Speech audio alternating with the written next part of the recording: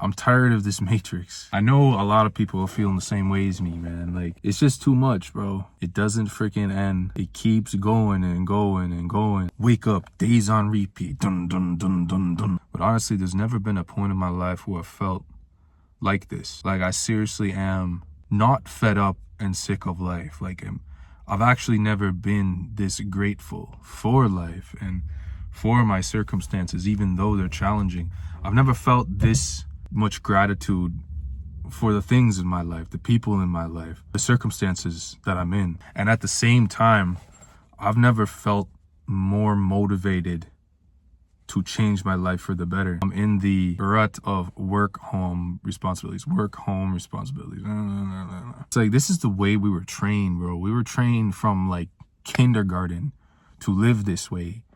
Just go to school, go home, do what you're told, sit down, shut up, do what you're told, go home, go to school, do what you're told. Like, then you go right into college and you go right into life and you just go out, do what you're told, come home, go out, do what you're told, go in debt, get a car, pay lots of loans, go to school, pay more loans, just in a cycle of this, just trying to go. And since it's so normal and what's known, you just stay in it. But something within me, and maybe other people are feeling this now too, is telling me that I need to keep moving forward. I need to break out of this comfort zone and break out of this matrix. I'm done, man.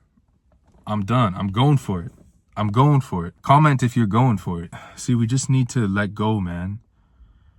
The matrix is not just the system and all of that, but and what we do, but it's something that's kind of in and through everything. And to break out of that matrix is essentially just letting go of things, letting go and letting God. Because the opposite is constantly wanting, feeling stagnant. You know what the book of Proverbs says about sitting around and being lazy? It says that laziness leads to want. The Bible says laziness will lead you to suffer want. And what do we see? What do we all do, including me? We sit around and we want stuff.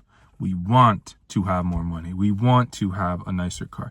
We want to have a relationship like that. We want to have a family. We want to be in good shape. We want to have better health. We want to have a successful business. But then we sit around, and when we sit around and don't take that action, the thoughts come in and hold us captive.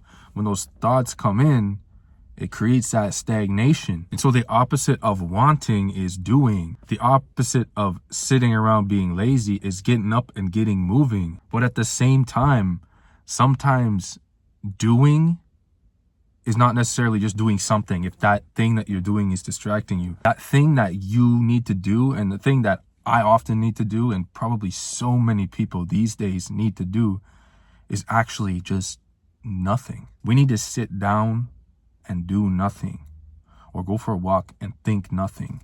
Meditate. We need to be quiet, because it's in those quiet moments where the things are going to come to us. We got to ask ourselves that one question, like, what is the one thing that I can do right now to increase the quality of my life? Or that one step that I can take today to move towards my goals? If you give yourself that quiet moment of doing nothing, that's going to come to you. God speaks to us in silence. So I'm at that point now, man. Instead of sitting around wanting or distracting myself with other things, or, just sitting around thinking about the things that I want to do, I'm going to start doing.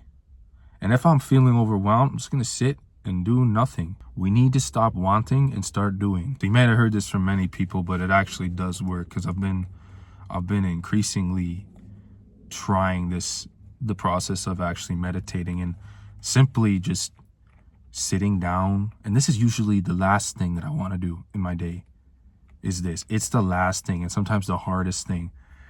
And that's why it's so beneficial. Sit down and breathe.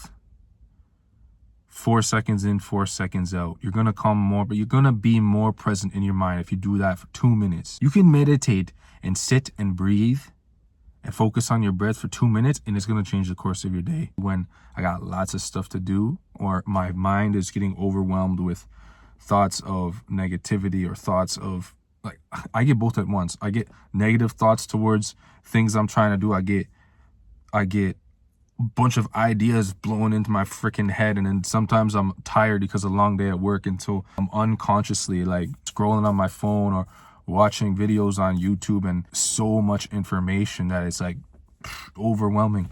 Taking that time to sit and be quiet for a moment actually just changes everything, because that's where God will speak to you.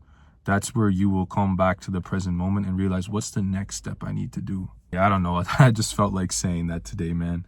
We need to stop wanting and start doing. Even if you're just doing one little thing, it creates momentum forward. Stay authentic. Thank you for listening. Subscribe, like. Thank you.